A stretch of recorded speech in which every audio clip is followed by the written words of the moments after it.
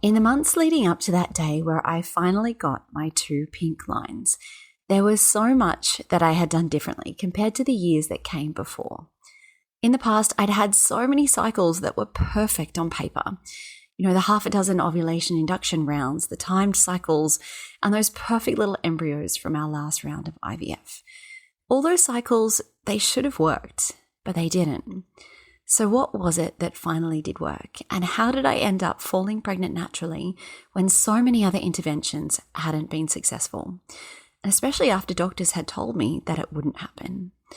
This is something that my students ask me a lot. So today I'm sharing everything that I did differently. All that and more is coming up on today's episode. Welcome to your journey to fertility. This is the podcast that blends science with spirit to give you all the tools you need as you navigate your fertility journey. I'm your host, Jennifer Edmonds, and for the last 15 years, I've been helping women on their journeys to motherhood and beyond. I believe that combining the latest scientific research along with the best energetic and mindset practices will help you to avoid putting your life on hold and bring you closer to your baby. Each week, you'll learn ways to support your fertility and trust your body so that you can stop stressing that you'll never have your baby and finally walk your path to motherhood. This is the Your Journey to Fertility podcast. Hello and welcome back to the podcast. I'm so happy to have you here with me today because this episode is something I get asked about so often. What did I do differently the month I got my positive pregnancy test? Because none of what came before made sense. Why didn't all the other cycles work? Why didn't my medicated cycles and my rounds of IVF work, where everything looked like it was going to be perfect? I truly believe that there is an element of the unknown on this journey. There is a small part where you just have to let go and trust that things are going to work out eventually.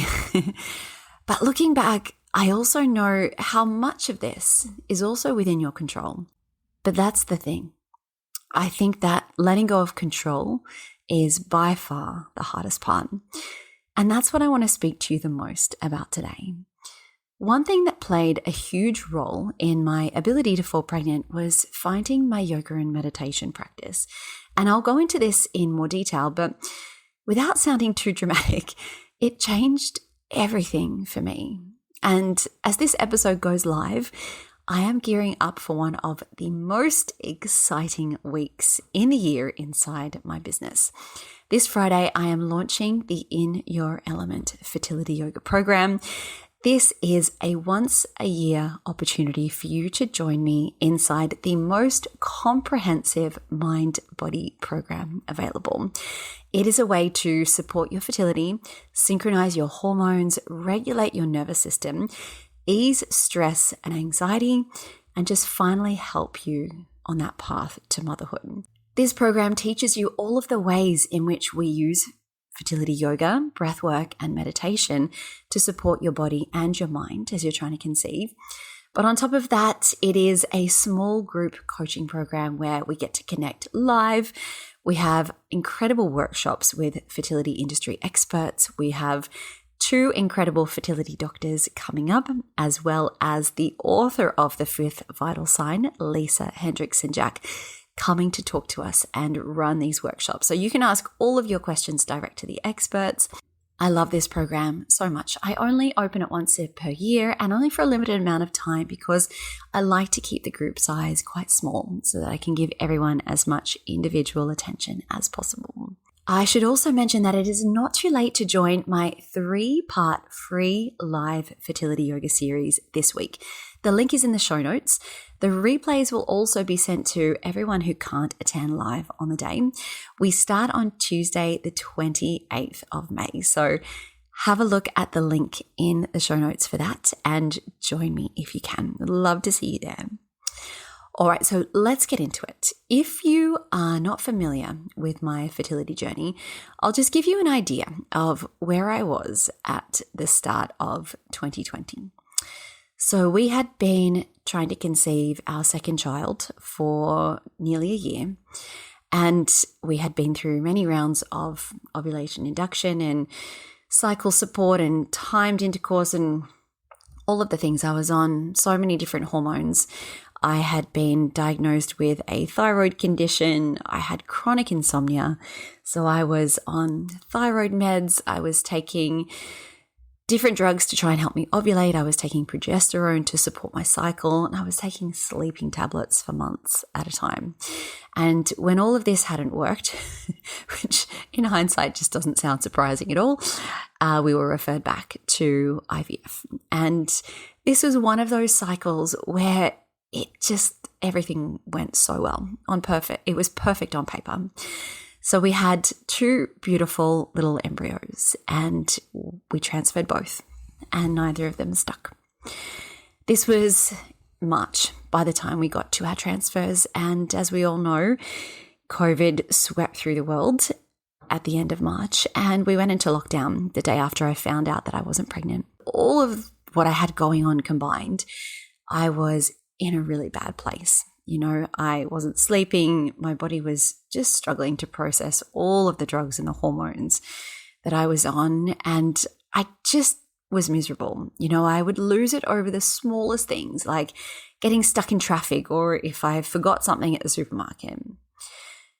And when someone suggested fertility yoga, I was skeptical because IVF hadn't worked. I mean, what was a bit of yoga going to do? But literally I had tried everything else, and with all of the fertility clinics closed and we had no idea when they'd reopen again, we didn't know if it would be months or years, I felt like, why not? I've tried everything else. What's one more thing?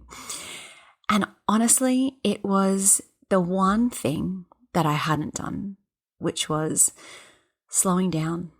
It was the very first time I had actually sat down, taken a deep breath, and really just asked myself what I needed. I remember the first session that I did, the first fertility yoga session. And after we had done our practice, I was sitting in meditation and I placed my hands over my belly, and the clearest message, clear as day, from my body came into my head. And I didn't really believe in things like this, but I'll never forget it. I heard the words, "You never gave me a chance." And I burst into tears and realized that my body was right.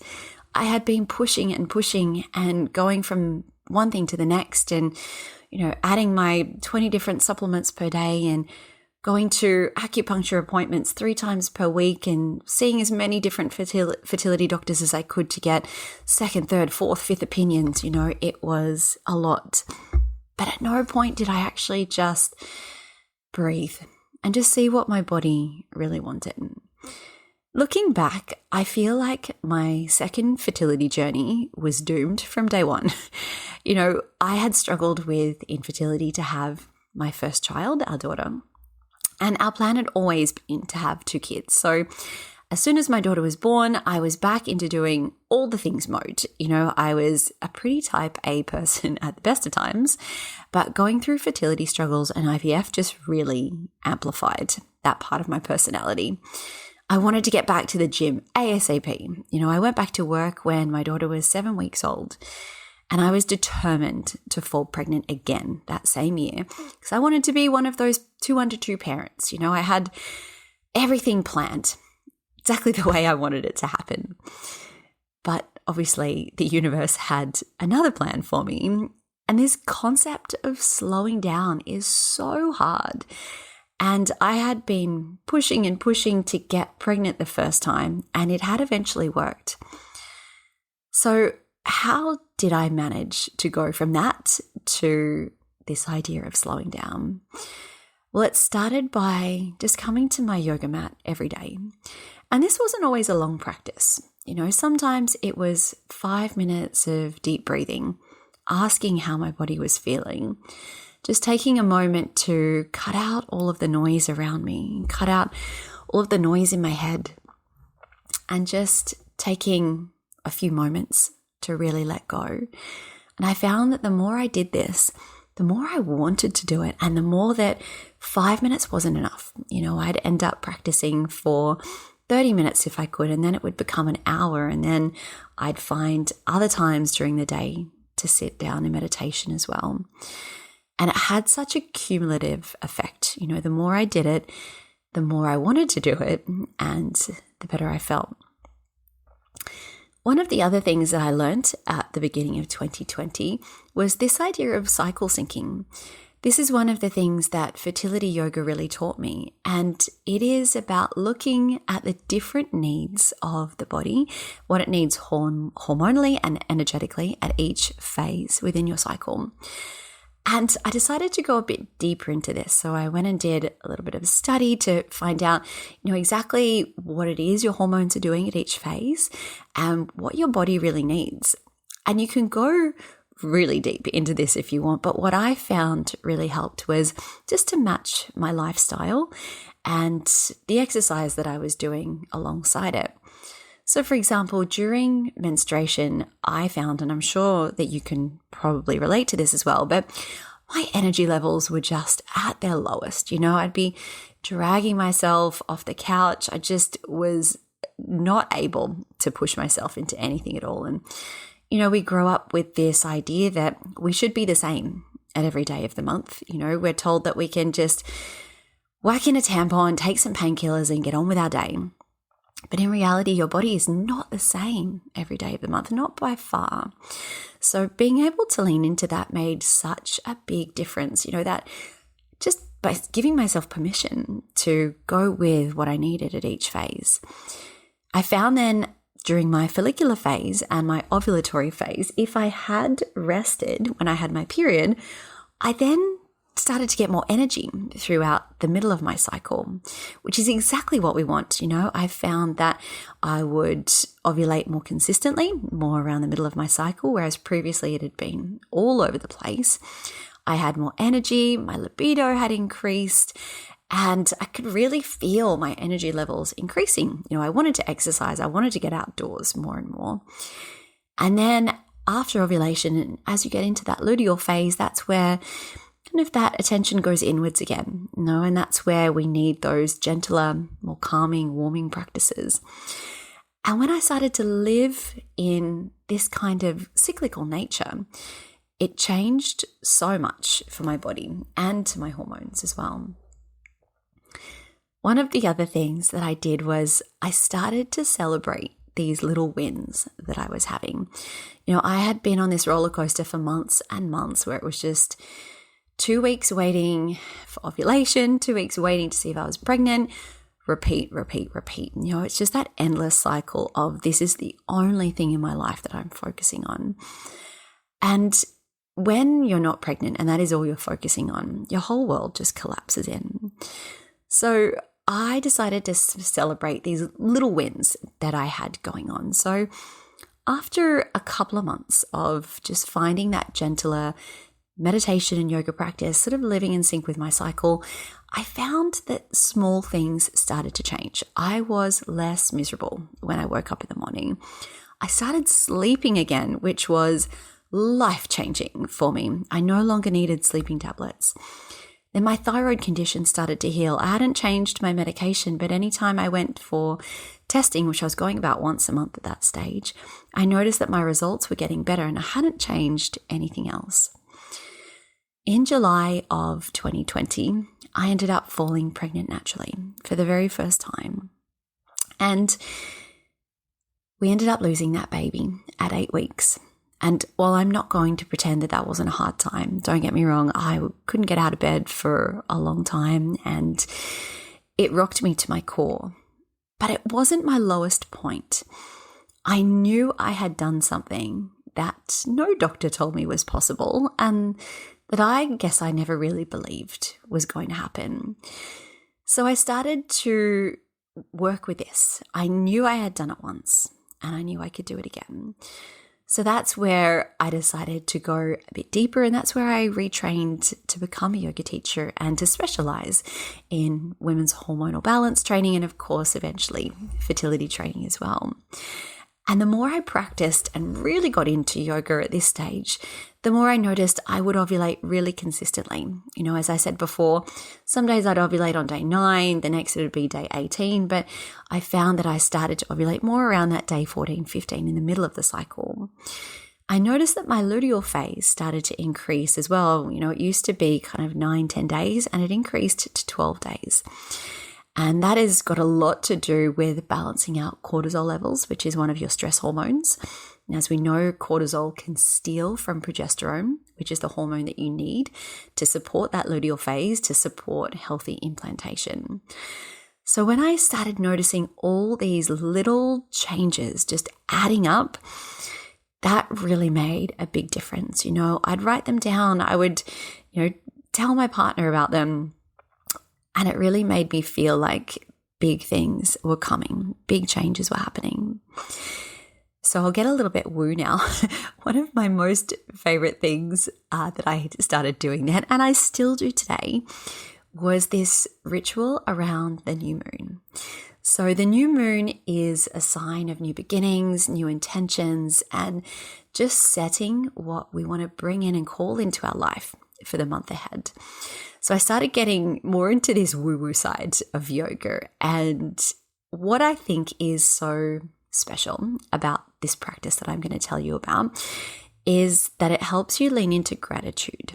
I know gratitude is something that gets thrown around so much in the fertility space. It's just practice your gratitude every day, and, it'll transform your life, blah, blah, blah.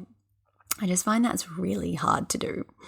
So what I would do on the new moon is I would take half an hour where I had time, where I wasn't going to be interrupted, and I would write down in my journal everything that I was grateful for over the past month.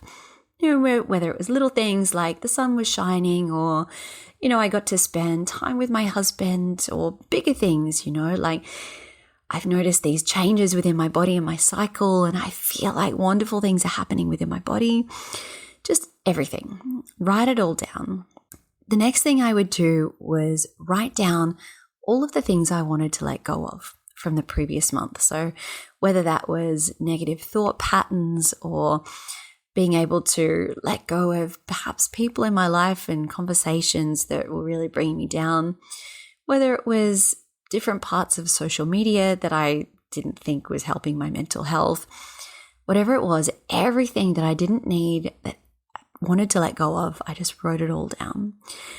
And then finally, I would set my intentions for the coming month. And these, I would get really specific, I will have a healthy cycle. It will be 28 days. I will ovulate right in the middle of my cycle. This will be the month that I bring home my baby and I see that positive pregnancy test. Everything else, whether it related to my work or my relationship, my friendships, my family, and my baby, I would write down everything that I wanted to call in to my life. And being able to sit into both this energy of gratitude for what has happened to get you to this point, and then to put that energy into what you want to bring into your life, was a real game changer for me. In the months that followed after I had that miscarriage, I got into this state where I was able to let go of timing. This was by far the hardest part of my journey. I was living overseas in the Middle East, and we were planning to move back to Australia the following year after COVID, which didn't happen for many reasons. But I just had in my head that I couldn't go home back to Australia without my family being complete. And, all my friends back in Sydney were having their families, they're having their second, their third babies. They were completing their families and they were moving on with their lives. And I just had in my head, I can't go back to Australia and still be trying. It's just non-negotiable for me. It has to happen before. And I remember telling this to a friend. I was talking to her about it one day, and she said, "Why?"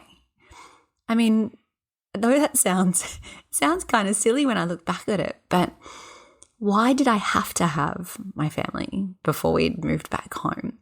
Why did it have to be now?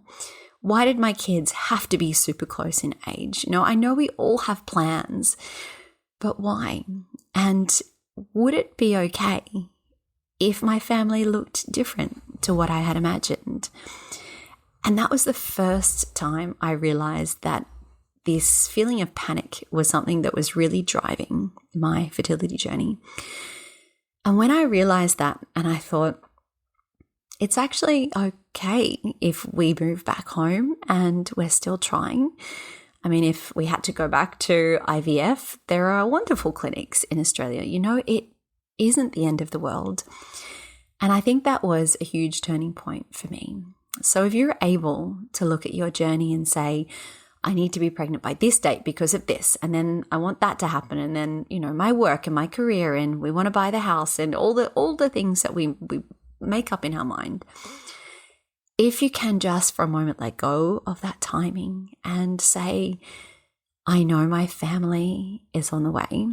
I don't know when, I don't know how, I don't know exactly how that will look like, but I know it's coming. Leaning into that energy is a game changer.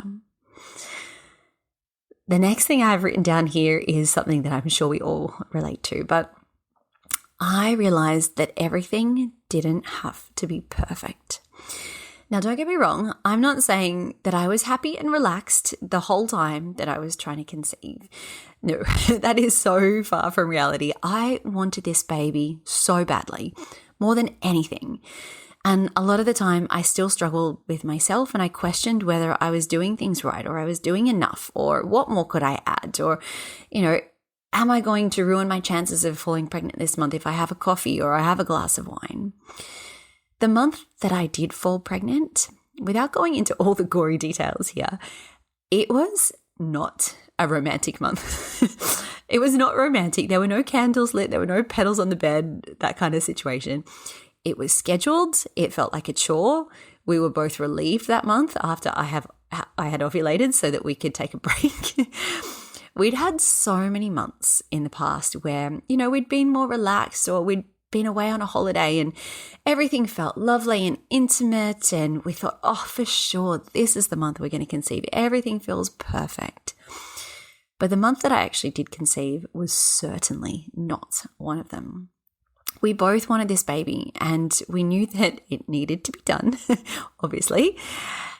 So what I want to say in mentioning this is, don't beat yourself up if this is your experience too.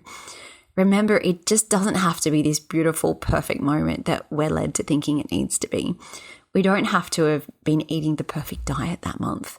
It doesn't matter if you had a few nights staying up late and, you went out and had a couple of glasses of wine with your friends on the weekends. Just know that it doesn't have to be perfect. The biggest thing of all that I did in the months leading up to when I conceived my little boy, I was able to lean into this sense of knowing that my baby was on the way and that I could get on with my life in the meantime, do things that I enjoyed. We planned trips, which wasn't easy at the end of 2020, but we went on little mini getaways as best we could. I stopped taking my 19 different supplements per day.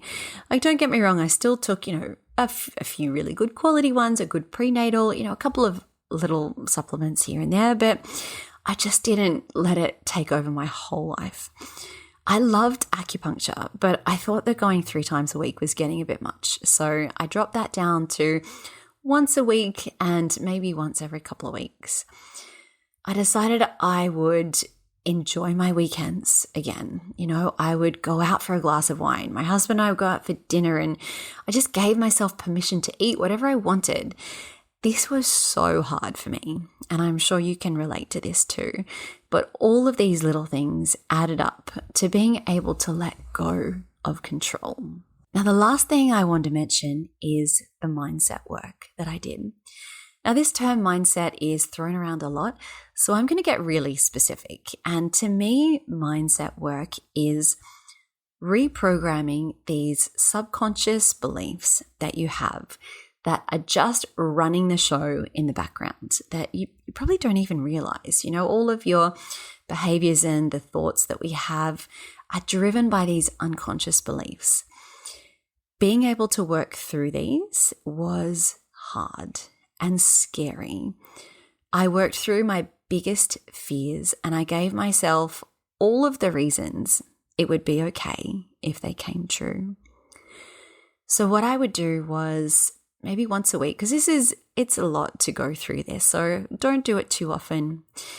But once a week, I would write down a really big fear that I had. For example, it's never going to happen. I'm just going to miscarry again. What if I get pregnant and I lose the baby when I'm 6 months along? What if we go through IVF again and it isn't successful? All of these things that we keep telling ourselves, these big fears that keep coming up, write them all down, as silly as they seem. And then just take once a week. Really feel into the fear. Feel all of the things that come up physically within your body when you think this thought, all of the emotions that come up that are associated with it. And here's the tricky part. Write down all of the reasons why it would be okay if this thought actually came true. So for example, it's never going to happen. I would write down all of the reasons why that actually would be okay.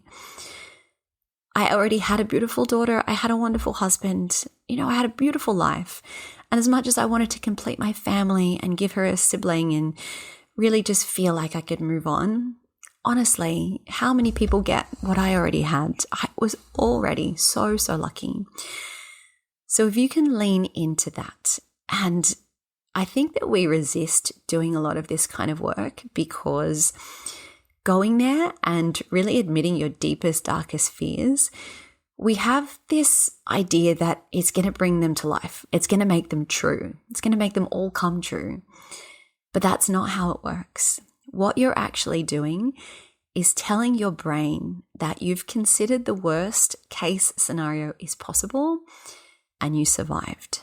Because when it comes down to it, your brain is only trying to protect you. It is only ever concerned with survival. So all of these thoughts that you keep coming up, it's just trying to keep you safe. But when you can remind your brain that even if these thoughts did come true, that wouldn't be the end of the world. You would actually be okay. This is where I think everything changed for me.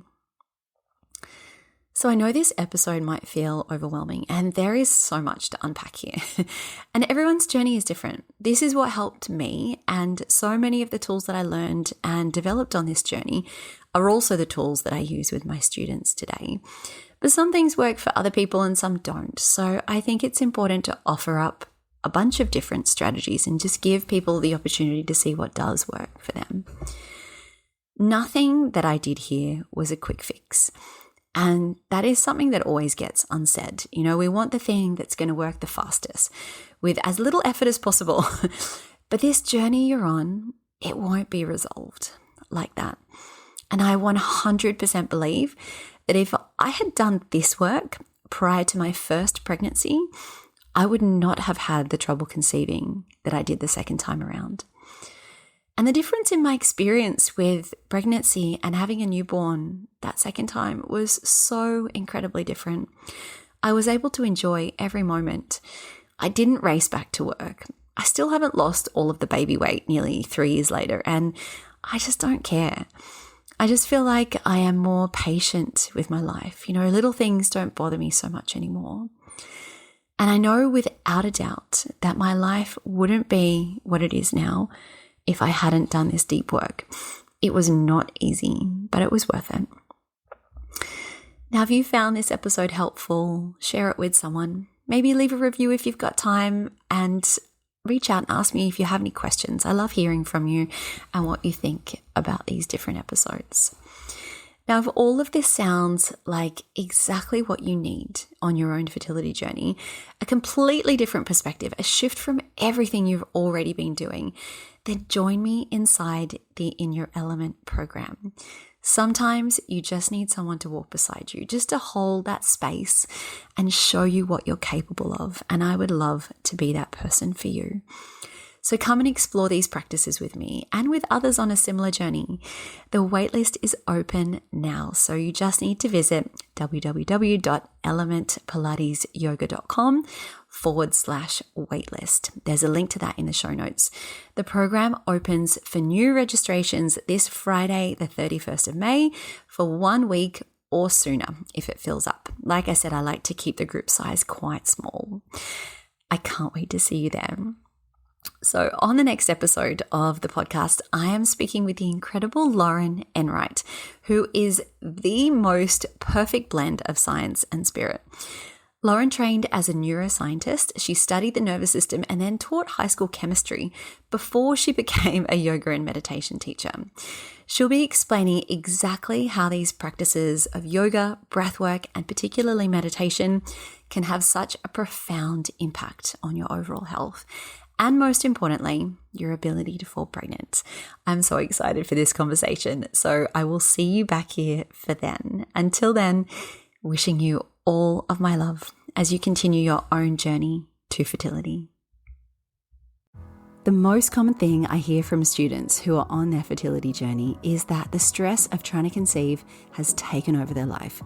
Your days end up being filled with endless appointments, navigating pregnancy announcements. You're trying to eat right, take all your supplements, and it is all you think about from the moment you wake up. I designed the Element Fertility Yoga course to support your body, your mind, and your mental health in 3 important ways: to synchronize your hormones, increase circulation and blood flow, and to help regulate your nervous system. But on top of this, the greatest gift that you can give yourself throughout this journey is a sense of peace, to help you calm your mind and just make this process feel easier. Every single one of my students tell me that this is the first thing they notice after starting a yoga, meditation, and breathwork practice. But on top of this, you have the amazing benefit of actually supporting and increasing your fertility.